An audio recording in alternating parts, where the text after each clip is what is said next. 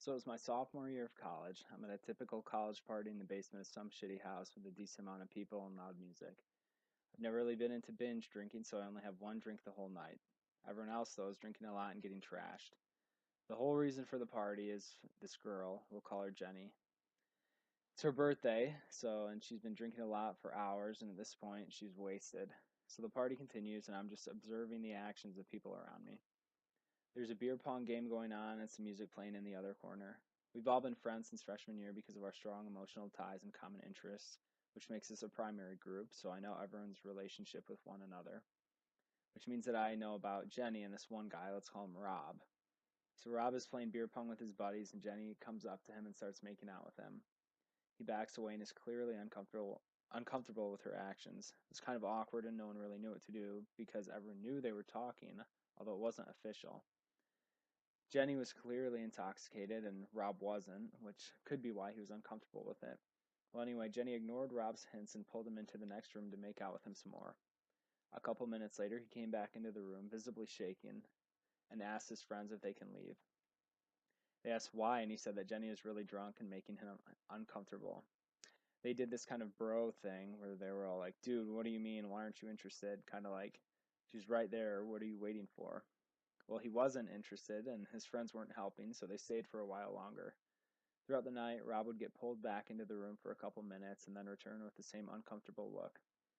Finally, when the night was ending and Rob and his friends were leaving and Jenny was hugging the toilet, Jenny's friends went up to Rob and suggested that he stays the night with Jenny.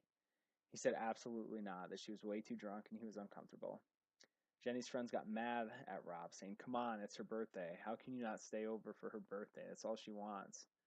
Fortunately, Rob had enough in him to leave, so he and his friends left. I followed shortly after, a little disappointed in myself for not intervening. It just baffled me that because of someone's ascribed status, their birthday, that person thought they should be able to do whatever and get whatever they want. Now, looking back, in terms of agency, Rob had the free will to say no. No one was going to physically hurt him if he said no. However, Rob was persuaded by social forces like his friends who questioned why he wasn't complying, along with Jenny's friends who got angry with Rob when he disagreed to spend the night. Though Rob ultimately decided on his own to say no, these social forces made it extremely difficult for him and caused him to have a very uncomfortable night. I too was unable to intervene and say anything because of these social forces. Though no one was stopping me from saying anything, I almost felt that I was wrong by wanting to say something because of the way that Rob's friends and Jenny's friends were reacting to Rob's actions.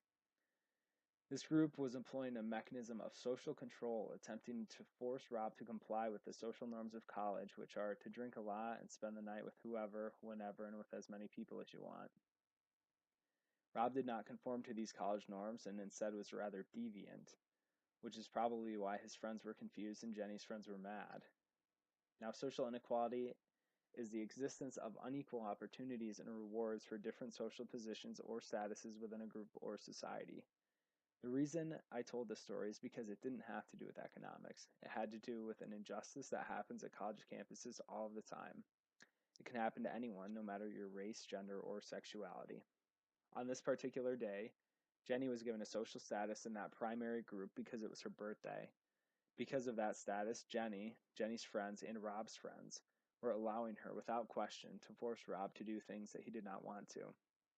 This is a social inequality because Jenny was given this status that practically gave her the power to do as she pleased, while Rob was unable to stand up for himself and say anything because of her status. I did not respond to the situation because I knew of her status that she was given on that day and knew that others would disagree with me. In hindsight, I think standing up for Rob and saying something along the lines of, he's clearly uncomfortable with his situation and is not interested in doing this. Imagine if you were in his shoes and someone were forcing you to do something you didn't want to do.